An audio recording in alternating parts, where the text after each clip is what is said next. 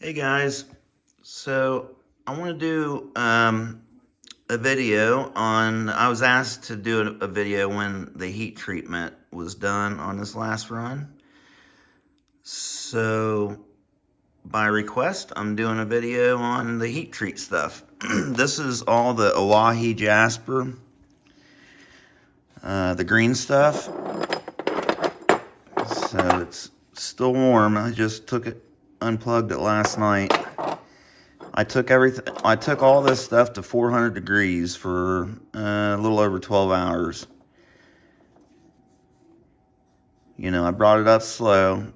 You want to let everything go at 200 for 12 to 24 hours, or I do, and let everything dry, and then I'll bring it up about 50 degrees an hour to whatever temperature I want to bring it up to, and then I'll let it go for usually around 12, 18 hours, 24 hours.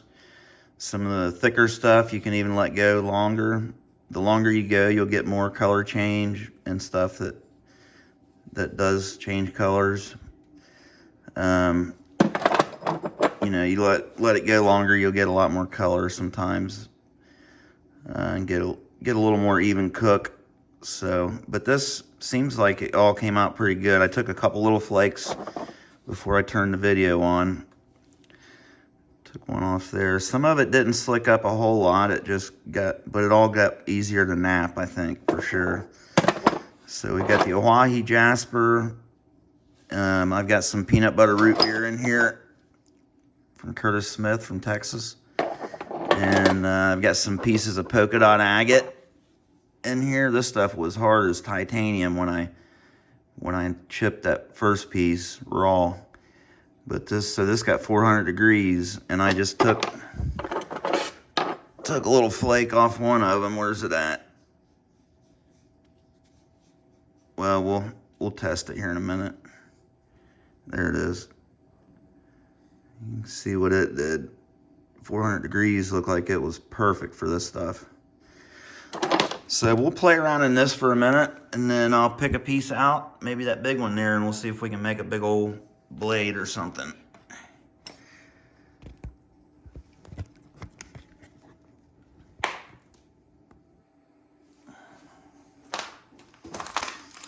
Still running around in my PJs this morning. I haven't even made it out the door yet.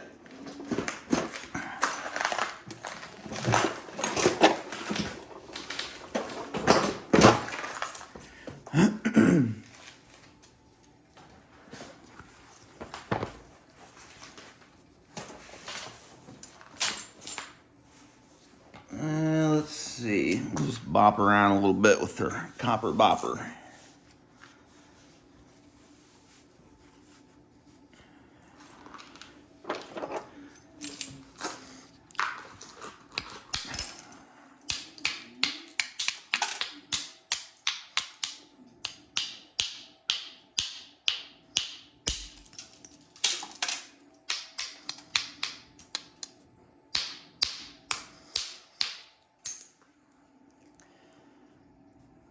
Man, oh man.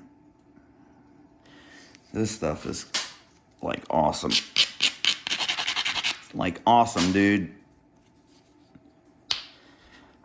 I love just clear agate material that it's just like flaking ice, cubes of ice. Unreal. This stuff is pretty cool. Sure, this other one did good too. Oh yeah. Beautiful.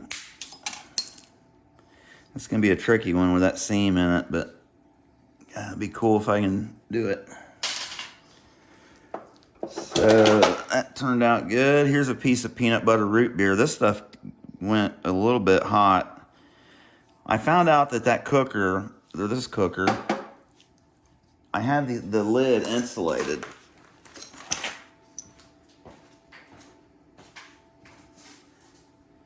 Now I've heard other people say that their cookers will run as much as like 100 degrees more by insulating the lid. But this thing here, it stayed good up to 300 degrees, and then when I got over 300, it gained 25 degrees. So when I went on the dial, I went to 375, but my thermometer said 400, so everything went to 400 degrees.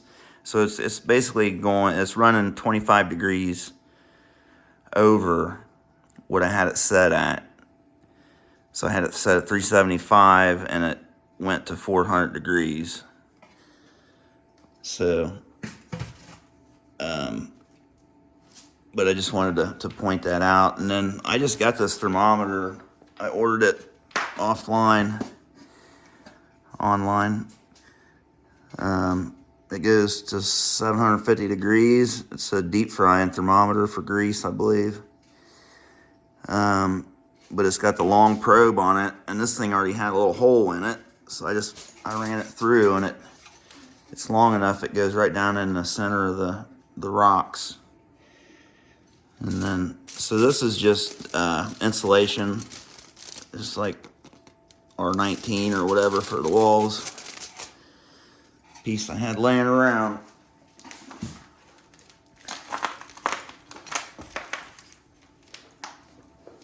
But yeah, I just wanted to mention that about the lid because it is insulated, and it evidently does make a difference. So this is peanut butter root beer from Texas, from Curtis Smith. And I already know what this is going to look like, because I cheated and took a flake already.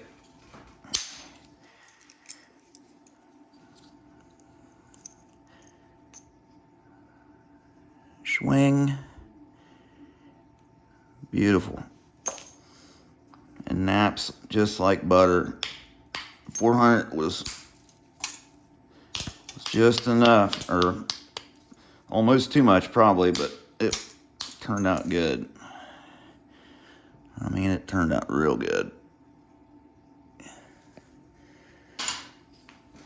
So there's that. Another piece of peanut butter.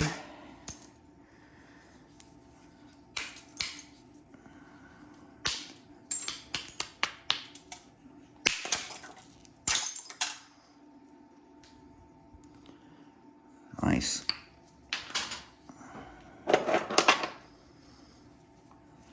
Big old piece of that Owyhee Jasper. Man, this stuff's really neat.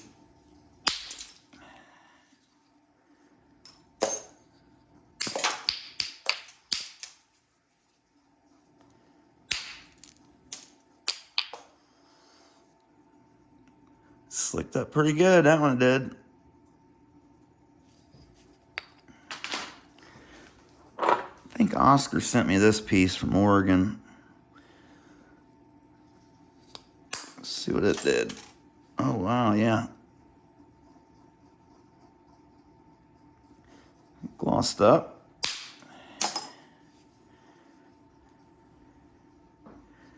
I don't know if you guys can see it in the camera or not, but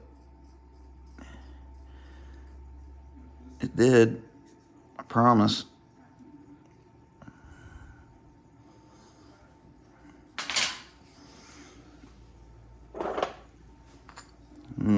Looks like a pretty one there. It's got stripes in it.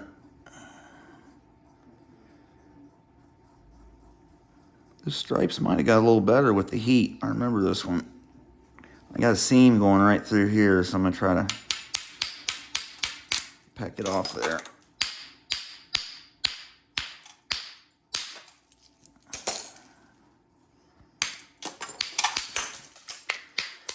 Might have to use some of this stuff for lapidary.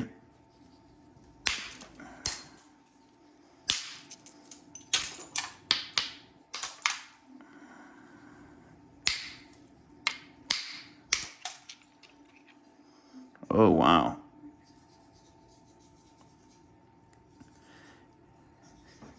Make some cabochons out of that pretty green material.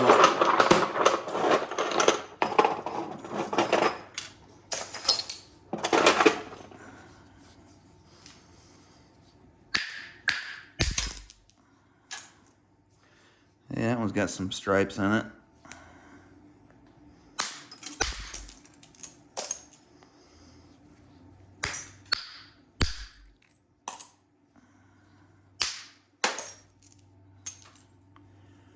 Yeah. Pretty. It didn't gloss up. It's pretty dry still, but it flakes good. So when it comes down to it, I guess that's all that really matters.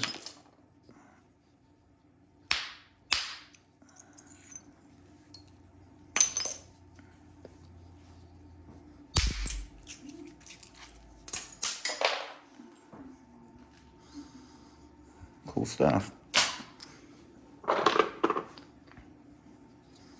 I'll do a couple more peeks at this, and then I'll start. Ooh, man, that looks like a good piece there. We'll start making something.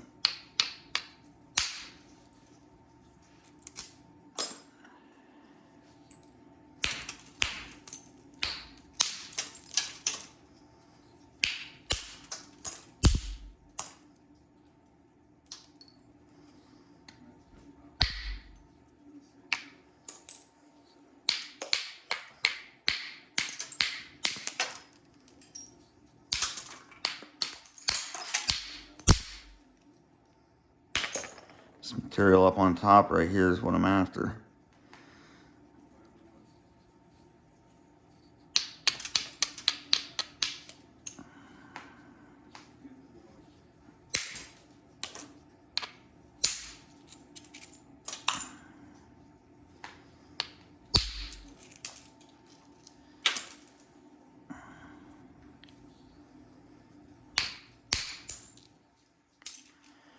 Yeah, that's some pretty stuff in there.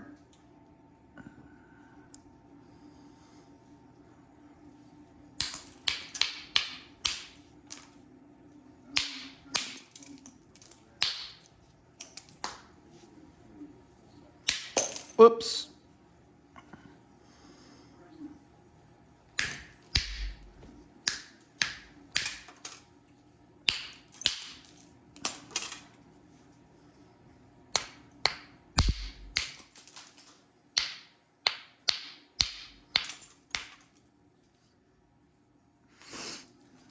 Get a little airhead out of that piece.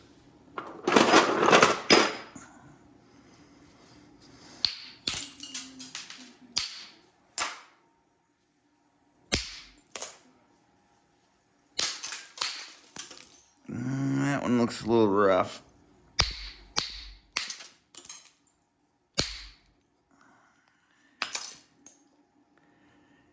Yeah, I don't think heat was going to help that one any.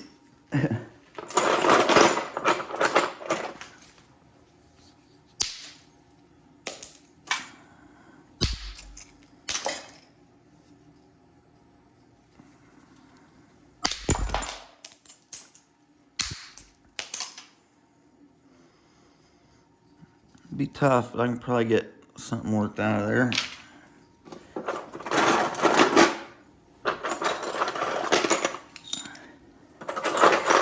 No, those are good.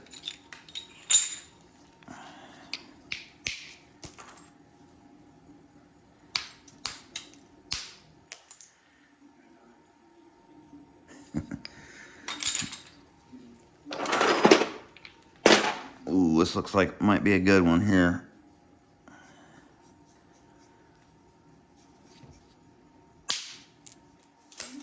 Yeah, buddy.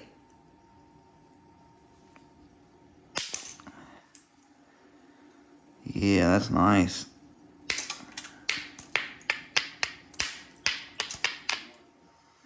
Beautiful.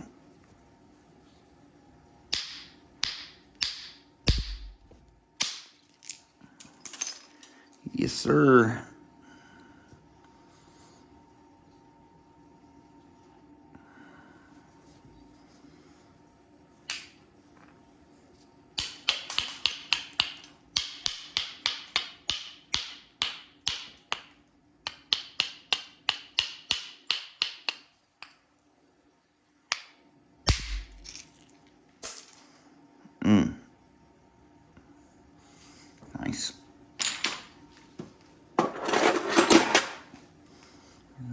piece of that polka dot agate.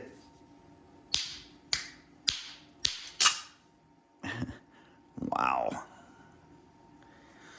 That stuff is going to be something else.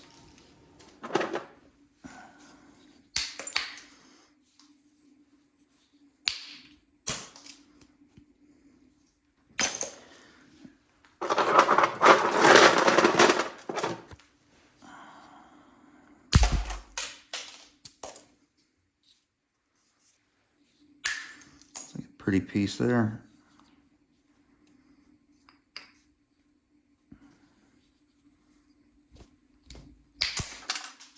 Oh boy.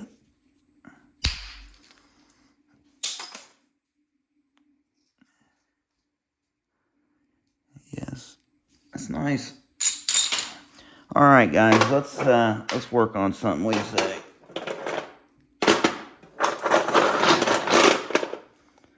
I think I've seen all I need to see from the Owyhee Jasper. Ooh, wow, look at that one.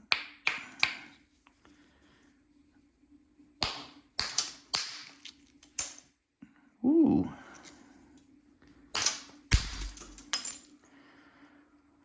That one's got some color.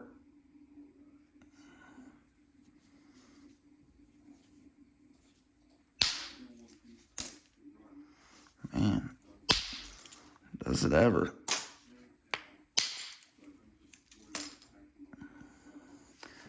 All right. So let's try to make something out of this.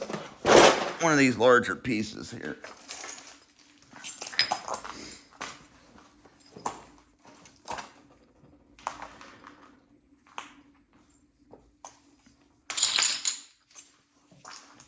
Yeah, let's go for the gusto. Do the big one. So, what I am finding is that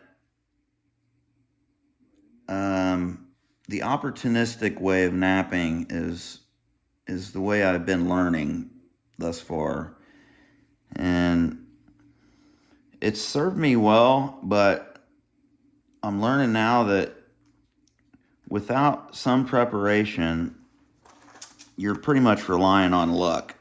So your edges are so important, and your platforms and isolating the platforms and stuff.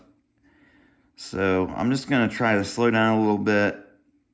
I'm going to use probably a hammerstone and copper to prepare the edges, and I'll show you guys kind of what I'm figuring out that works good as far as platforms to hit and edges. And we'll try to really show some creating some platforms and what that needs to look like.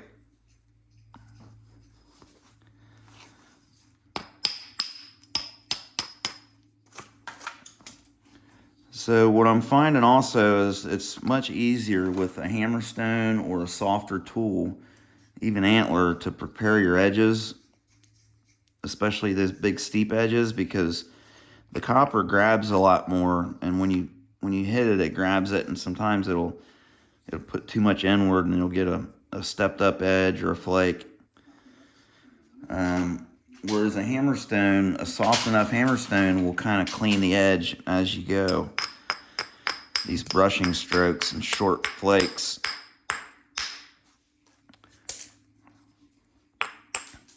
I'm just gonna try to get a few to thin it down a little bit here before I start in on really trying to organize this edge.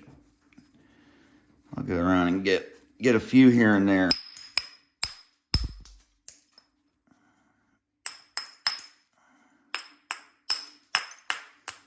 Just to kind of get things moving in the right direction.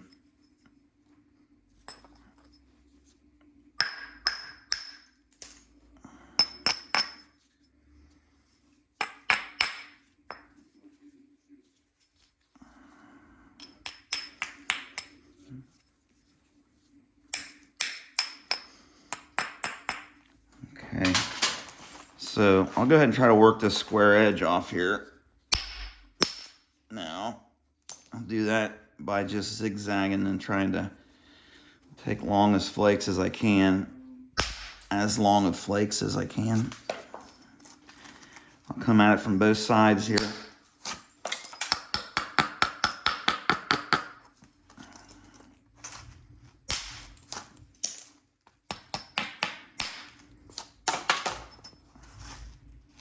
Kind of get lucky on that one. Okay, now if I move out here in the open, I can support this thing a little better. And get flakes to do things that I can't down here.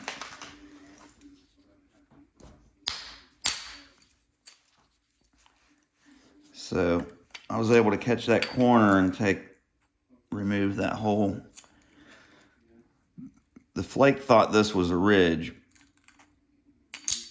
and it acted like a ridge. I guess it was a ridge, but you can do that and get a flake to carve a lot of the square edge off like that.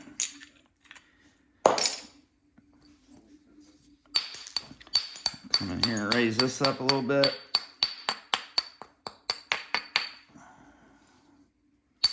Maybe get another one there. Try to sneak one in there.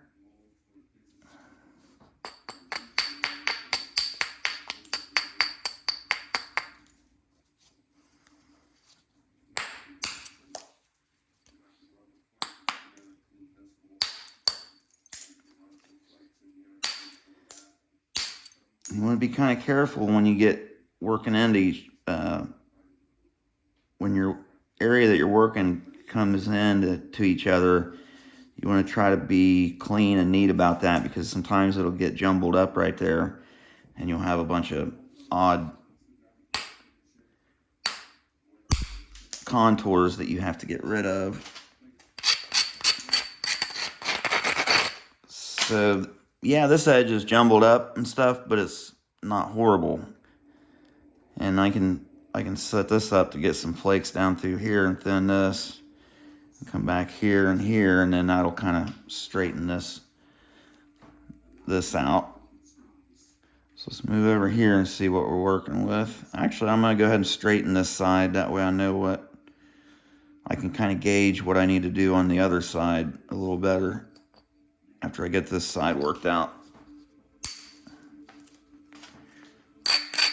So I'm just going to kind of work my way up this edge and try to get it worked to center. And if I see an area where I can get a couple flakes, I'm going to go ahead and do it. So I think I'll just go ahead and move up here and try to remove some of this.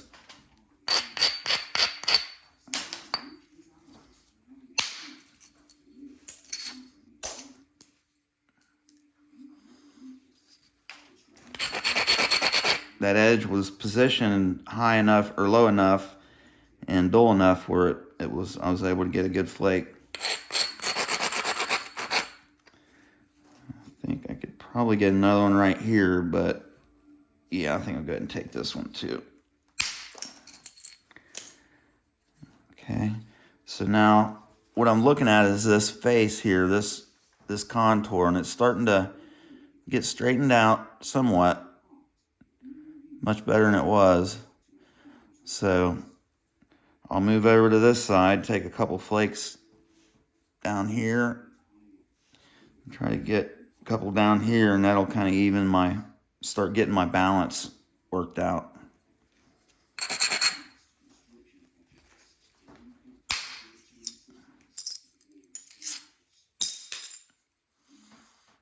Okay.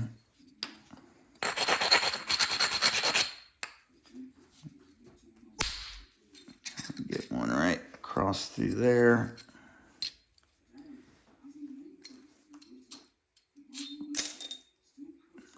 Whoop. Looks like we could probably get a little short one there. Kind of hanging down there low.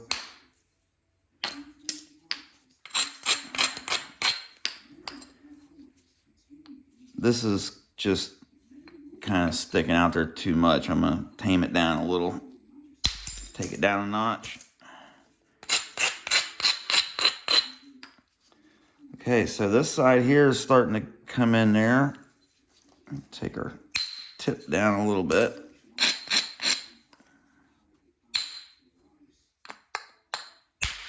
Oh no. Man, I thought I had that thing supported enough. Daggone it. Son of a gun. I just wasn't supporting it. I wasn't supporting it well enough. That happens to me sometimes, and I think it's more the shock this way than it is this way. I'm getting snap, there are vibrations like this. Yeah, I don't see any little cracks or anything. I think I just wasn't supporting it well enough.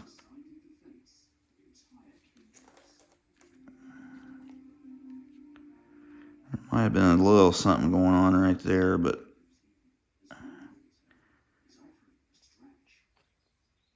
that's a bummer. Bummer, dude. Well, it just got a lot shorter.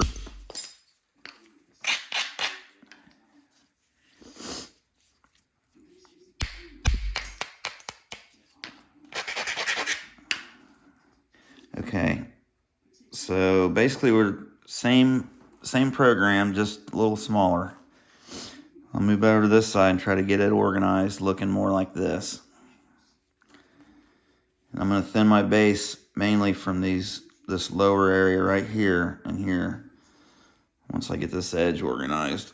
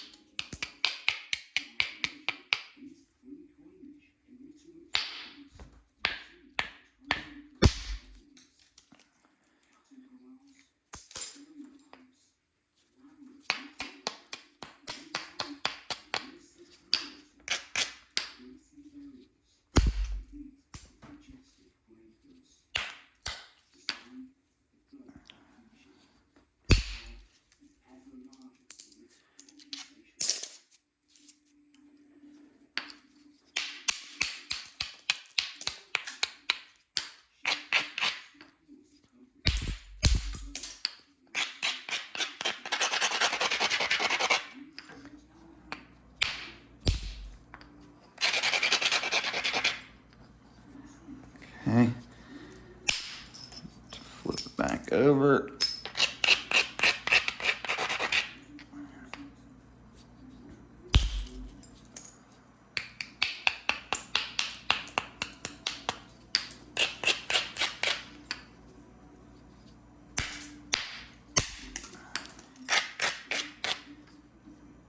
Just kind of working this extra material off here now.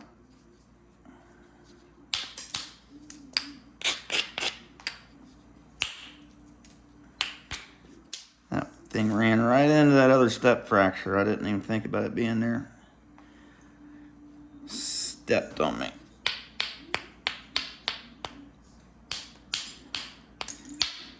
I guess we could talk about getting step fractures off.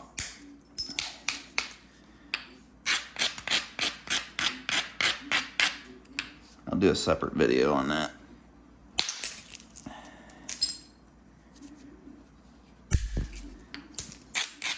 Usually either can't get to it from the other side like I just did there. I usually try to kind of divide and conquer and whittle it off there. You gotta be sneaky getting them off sometimes, but Lord knows I've got enough of them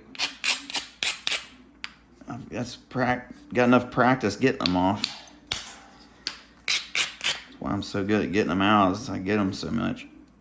I used to get them a lot more than I do now, I reckon.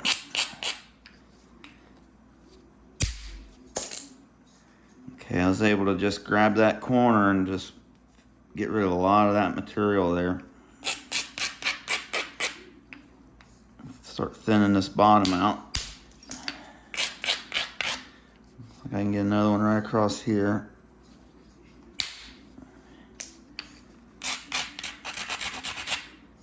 Just making sure the edge is dull enough and strong enough to support my flake.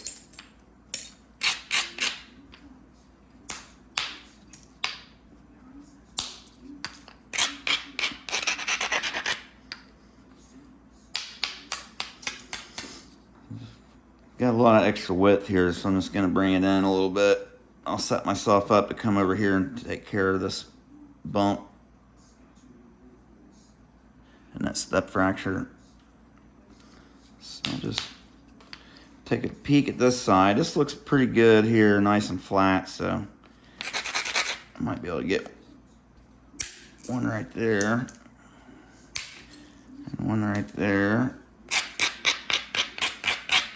Now, I know I'm good on that side. I'll go ahead and raise my edge.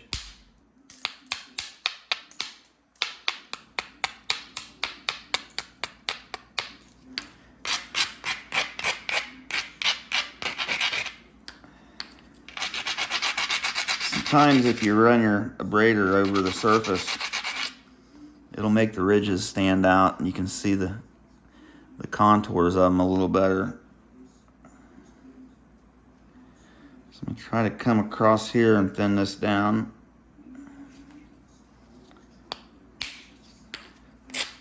I can tell from just the feel of that in my hand that this contour is not good. It's kind of overhanging right here and it's too flat.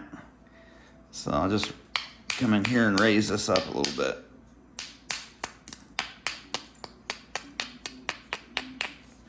I just chipped around that area I want to hit. I avoided hitting that area. So that exposed it and made it protrude out from the edge a little bit. Just a little bit, just enough.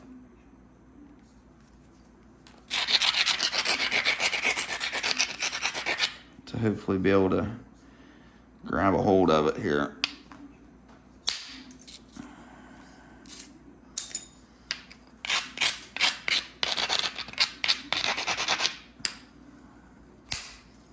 It's too low. There we go.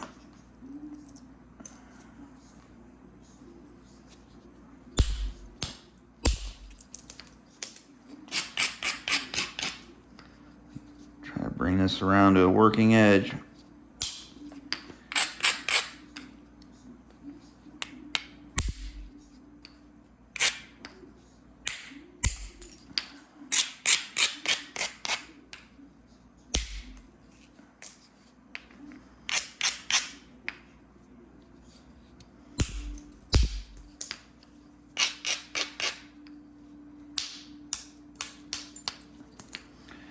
Starting to have withdrawals from my rock trips. I gotta go collect more chert. I had a friend offer me to come try to find some Burlington, and it's not too awful far from where I live. Still a few hour drive, but I'm looking forward to that. It's going to be some good Burlington too. It's like there's a couple people who get that same material, so I kind of got an idea what it looks like.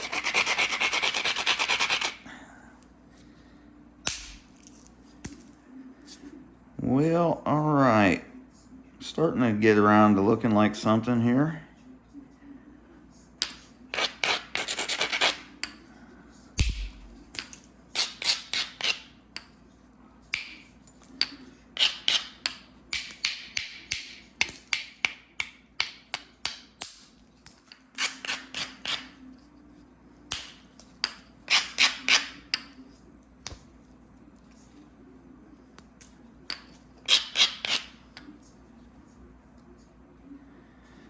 Okay, go ahead and finish regularizing this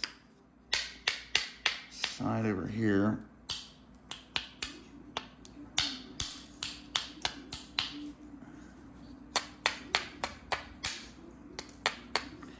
If you use finger support, I've noticed that does help those little short flakes from stepping with copper and hammerstone or antler or anything for that matter.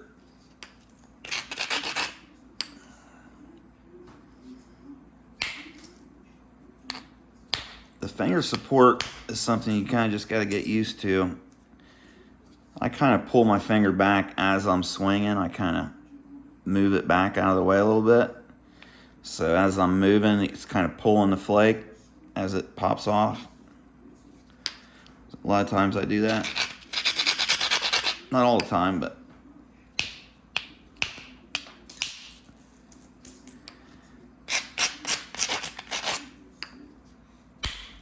man, I ain't gonna do it.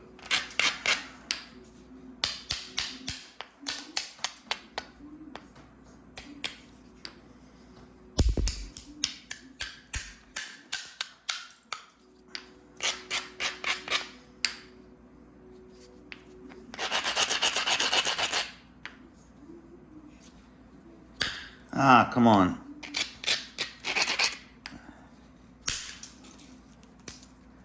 Trying to blast all that stuff off there.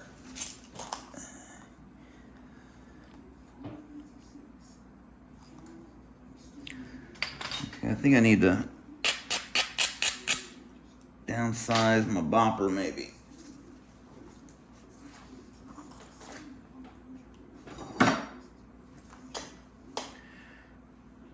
Well, maybe not.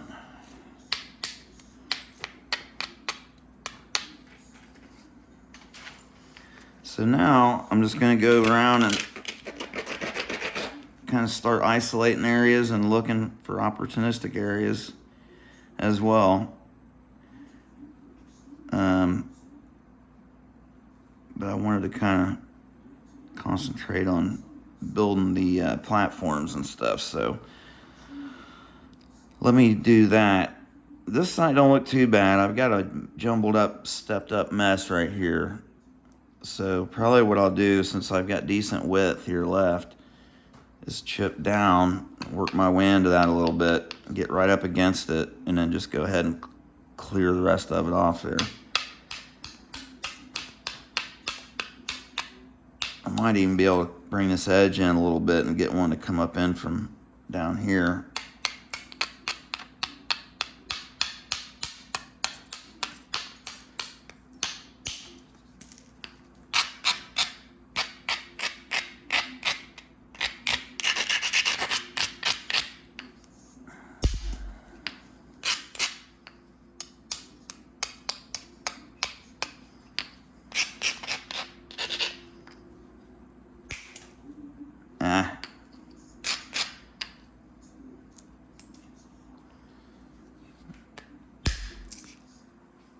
There we go.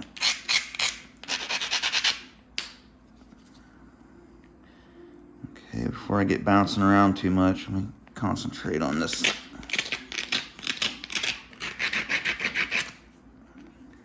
Okay, I've got this edge dulled. I'm gonna try to get a flake down here. I'm not attacking this head on. I'm gonna try to work my way into it, pushing flakes up in at an angle like this.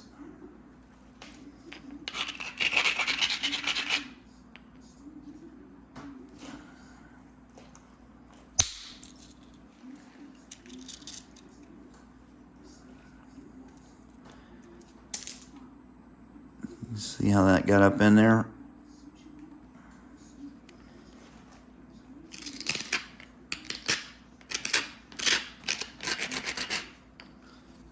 I think I can give this a good whacking.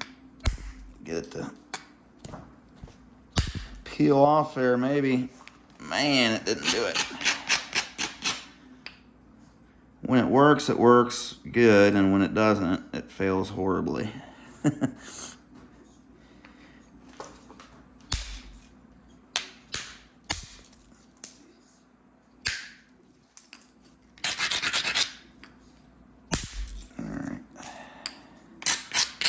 Had to come in on it a little more.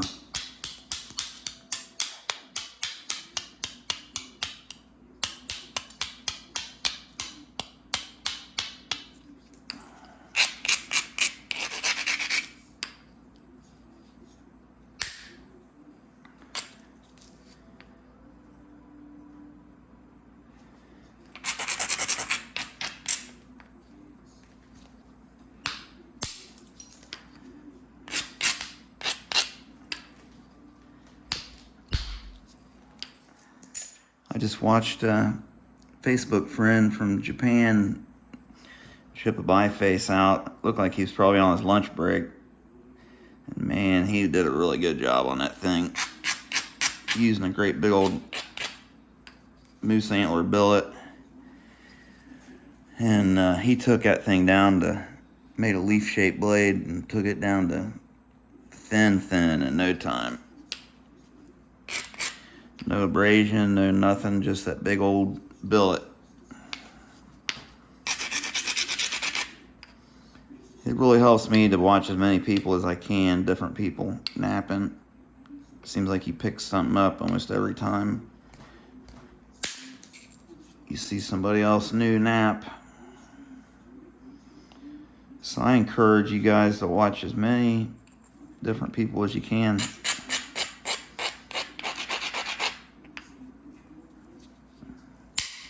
Come on.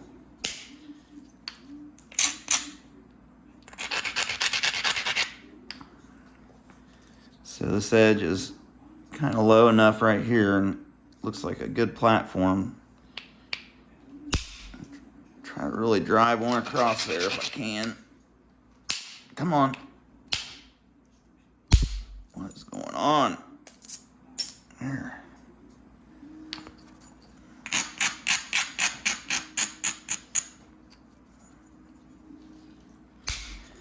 And then once we get it thinned down to a certain point, we can either switch over to pressure or a punch, or we just keep going with percussion.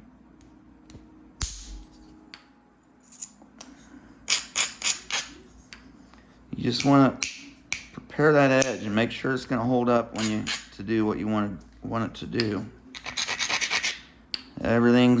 You lose your predictability after that flake leaves the edge. It gets less predictable.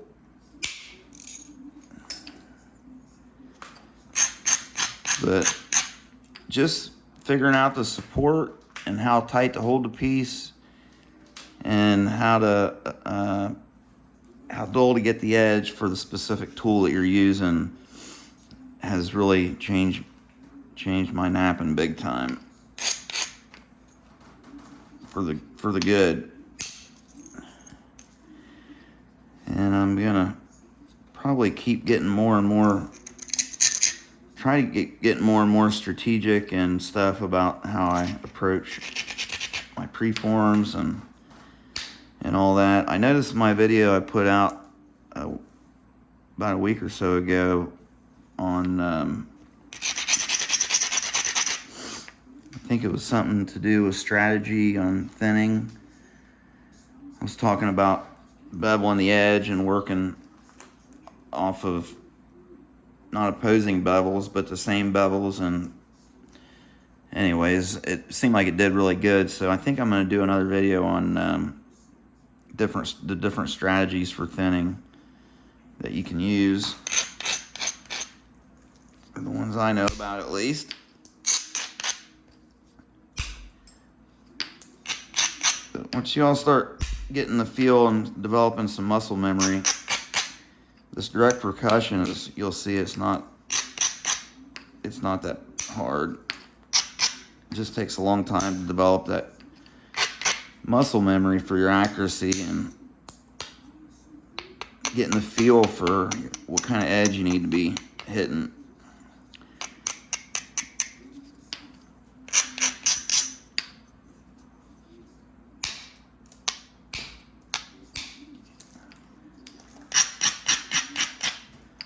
So I'll probably just stop this one here, guys. I'm not gonna finish this thing all the way out, but hopefully there was some good tips in there, and if you guys have any requests, just let me know.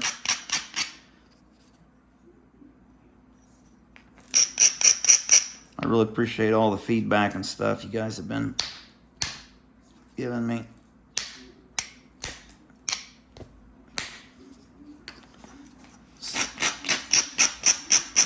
Man, when that edge steps up a little bit on this stuff, it locks up. It's just like most materials.